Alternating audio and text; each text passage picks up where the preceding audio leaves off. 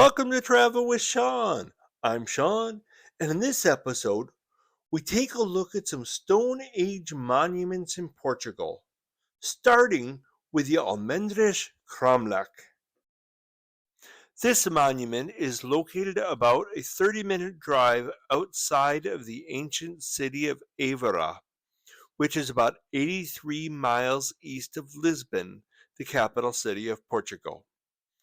Known as Portugal Stonehenge, this is one of the oldest prehistoric sites in the world, and it's also the largest collection of standing stones on the Iberian Peninsula, which is Spain, Portugal, and Andorra. This is a collection of 95 stones, forming two concentric circles within an ellipse that were placed in three phases, ranging from about 6000 BC until 4000 BC. To put this in perspective, the Stonehenge in Salisbury, England, dates back to 2000 BC. So this monument is 2000 to 4000 years older than that. If we look at the difference between the two monuments, you can see that the one in England is neater and more organized with evenly dressed stones, while this one does not have evenly sized stones, and the circles are not as precise. That shows the advancements made over 2,000 to 4,000 years. When these stones were discovered in 1966, many had already fallen down and were put back up by archaeologists. You can see that this outer ring, the ellipse, is not a straight line. It's not perfect, and there are some rocks that are sticking out, seem out of place, like this one. Now, is this by design? Is it supposed to be sticking out like that? Don't know. But what I can tell you, in all likelihood, the reason why this isn't a perfect ellipse, isn't nice and neat like the Stonehenge, this was 6,000 to 8,000 years ago. 2,000 to 4,000 years before the Stonehenge. They hadn't advanced, the mind hadn't advanced enough to be able to do what they did in England. But this is still pretty remarkable for being 6,000 to 8,000 years old. And another big difference from England is this is free. You park and then you can walk up to the monument. Unlike England, where you have to park several miles away and take a bus in, and even then, there's a boundary around the Stonehenge.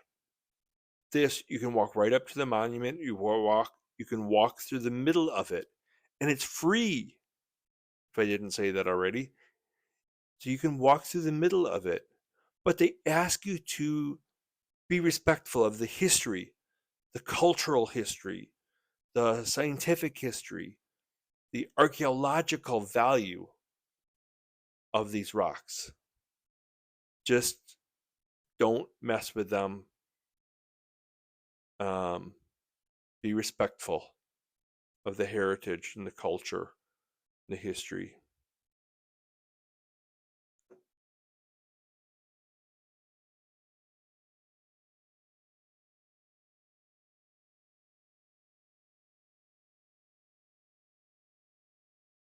Maybe about a dozen of these stones have carvings on them, and the scientists and historians have not been able to decipher what these carvings may mean. As you see the stone that we're approaching, look carefully and you can see carvings on it. These were original from 4,000 to 6,000 BC. And you can see this one here also has carvings.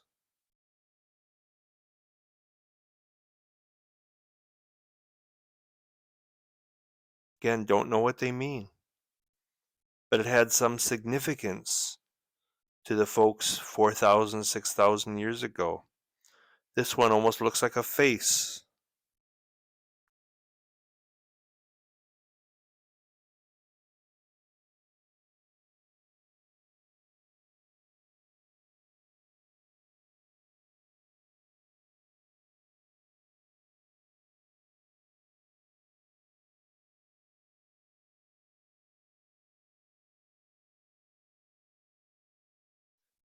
As you can see, the ellipse is pretty long and runs along the side of a hill. And you can see we're looking down from the top of the hill, from the edge of the ellipse. Now we're approaching a stone that has been cut off on top. And what's left, if you look at the top of it on the flat surface, you can see a bunch of dimples carved into the top.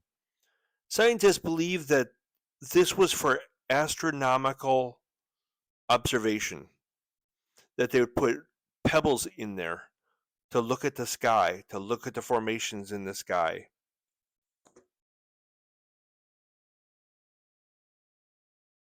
Approximately 3/4 of a mile from the stone circles, you find a menhir, which is a single standing stone from prehistoric times.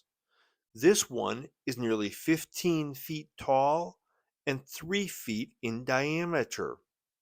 From the stone circles to this one is the approximate direction of the sunrise on the summer solstice. According to local historians, the menhirs found in Portugal were erected for fertility purposes, fertility ceremonies. We found another megalithic site in the southern province of Algarve, between the towns of Sagres and Vila do Bispo, about 200 miles south of Lisbon. Short rectangular stones, like this one, were placed by archaeologists to indicate the location of archaeological sites. You'll notice this pile of stones here. This is a Stone Age burial site that has collapsed over the past 4,000 to 5,000 years since it was placed. We came across another sign indicating a megalithic monument. What we found in this area is part of a large collection of Stone Age monuments dating back to about 2000 to 3000 BC. Some people speculate that this field of rocks is all that's left of standing stones. That may be, but I've observed what appears to me to be a long line of stones in a relatively straight line, like maybe it was part of a building. Perhaps this was a Stone Age village, or perhaps this was a place for religious ceremonies, or both. Who knows if or when the archaeologists and historians will come up with a better theory. Until then, what do you think? Leave a comment telling me what you think you see here. We found just one menhir, and it looks a lot different than the one near Évora. As I said earlier, a menhir is believed to be part of Stone Age fertility rituals. Thank you for watching. If you like what you saw, give me a thumbs up. And don't forget to subscribe down below. Then you can be alerted to future episodes of Travel with Sean. Thanks again.